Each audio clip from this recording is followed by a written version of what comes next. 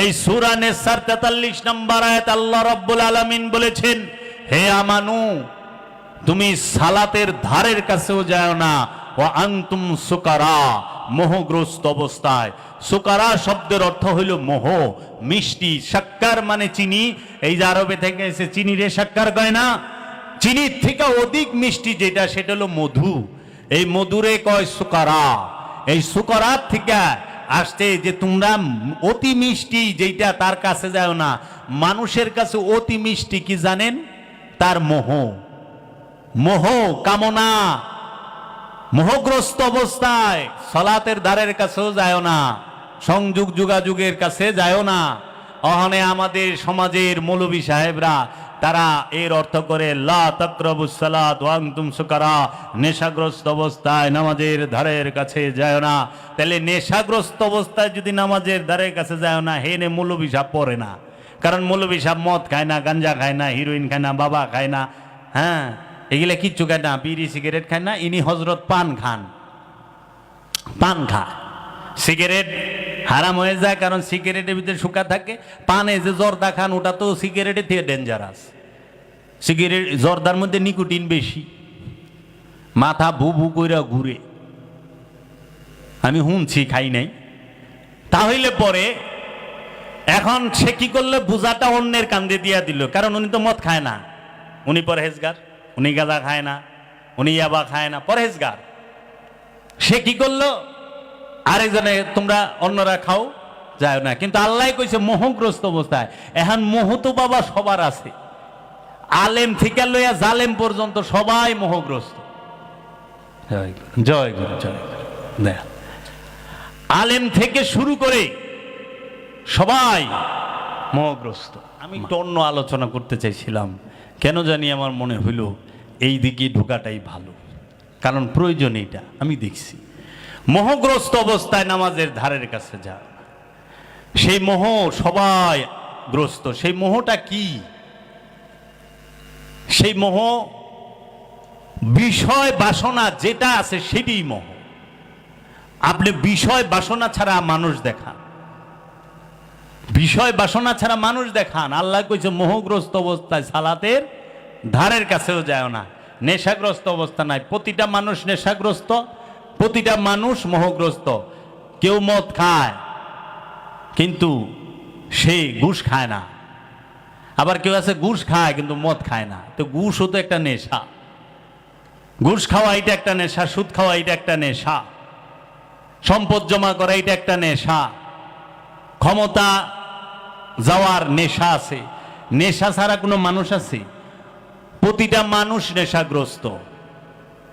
কেউ আল্লাহ পাইতে চায়, এটাও তো আল্লাহ পাওয়ার নেশা। কেউ নিজেরে চিনতে চায়, এটাও তো নিজেকে চেনার নেশা। নেশা ছাড়া মানুষ নাই। এই জগতে সবই পাগল, পাগল পাগল সবই পাগল, পাগল ছাড়া কে আর আছে? পাগল সব। অনেক লঞ্চে উঠছিলাম সুরেশ্বরের, এক চরমুনায়ের মুড়িদ এক। আমি কইছি কি বাবা, আমি তো পাগল, এর লেগে আমি এই জায়গায় একটু জায়গা আছি। কয় তুই পাগল লাগা, আমি পাগল না। তা বেশ, আপনি পাগল না, ভালো কথা। তো ইসলামিক ফাউন্ডেশনের সবচেয়ে বড় একজন আলেম, হ্যাঁ আমার সাথে আসলে যায়, কয় আরে বাবা দুনিয়ায় সবাই পাগল। কয় না আমি পাগল না, আমি পাগল মুখে। হ্যাঁ কইছে বাবা এই দুনিয়াতে সবাই পাগল, হয়তো কেউ মাথা খারাপ না, তার সিরা পাগল না, কিন্তু অন্য কিছুর পাগল। কয় না আমি পাগল না, এই দুনিয়ায় সবাই পাগল। পাগল ছাড়া দুনিয়া চলে না। সবাই পাগল, কোনো না কোনো জিনিসের পাগল। এই দুনিয়ায় সবাই নেশাগ্রস্ত। কেউ সম্পদের নেশা, ক্ষমতার নেশা, ড্রাগসের নেশা, কেউ আছে যে নারীর নেশা, কেউ আছে নরের নেশা, কেউ আছে সে চায় যে তাকে পরিচিতির নেশায় ধরছে, ভাইরাল হওয়ার নেশায় ধরছে। নেশাগ্রস্ত সবাই। বাবা সালাদ যে করবেন, মোহ লইয়া সালাদ করেন না। তাইলে আগে গুরুর কাছে জিজ্ঞান, দয়াল মোহ কি? মোহ থেকে কিভাবে মুক্তি পাবো? আমার এই মোহ। আরে নামাজ পড়বার যান, ওইটাও তো মোহ। জান্নাতের মোহে নামাজ পড়েন না, জাহান্নামের ভয়ে নামাজ পড়েন না। নামাজ পড়েন নিজেকে পবিত্র করার জন্য। যেই ওগো আমার মুর্শিদ, আমি নিজেকে কিভাবে পবিত্র করুম সালাতের মাধ্যমে, সেই শিক্ষা দাও। অনেক মানুষ কয় নামাজ পড়ে আল্লাহ ভাই বাড়ছে, নামাজ পড়ে আল্লাহ পাওয়া যায় রে ভাঙ্গল। নামাজ পড়িয়া নিজের নফসরে পবিত্রকরণ লাগে, দায়েমি সালাত কইরা নিজের নফসরে পবিত্রকরণ লাগে। পবিত্র নফস যখন আল্লাহরে ডাকে তখন আল্লাহ জবাব দেয়। আল্লাহ গ্যারান্টি দিছে, ওয়াকালা রব্বুকুম উদুনি আস্তাজিব লাকুম। সুতরাং তোমাদের রব বলিলে নামাকে একা ডাকো, সাথে সাথে জবাব দিন। এর লেগা সালাত কি? নিজেকে চেনার জন্য, নিজেকে জানার জন্য। তাইলে আল্লাহ আমানুরে কইছে মোহগ্রস্ত ইয়া নামাজে যাইস না। আল্লাহ আমানুরে কইছে মানুষের সম্পদ মাইরা খাইস না। আল্লাহ আমানুরে কইছে হে তোমরা যাদেরকে কেতাব দেওয়া হয়েছে ঈমান আনয়ন করো, যাহা আমরা তোমাদের উপর নাজিল করিয়াছি তাহার সমর্থক রূপে। আল্লাহ যা নাজিল করছে সেইটার উপরে ঈমান আনবার কইছে। কারে? ইয়া আইয়ুহাল্লাযিনা আমানু, হে আমানুরে। এখন আল্লাহ কি কি নাজিল করছে এইটি তো জানলেন না জীবনে, ঈমান কই থেকে আনবেন? কয়জন মুসলমান জানে আল্লাহ কি কি নাজিল করছে?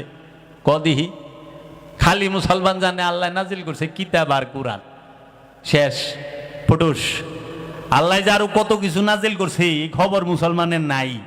তো তুই তো জানোসই না কি নাজিল হয়েছে, ঈমান আনবি কই থেকে? এর জন্য আগে জানো, বুঝো, আদব ভক্তি শিখো,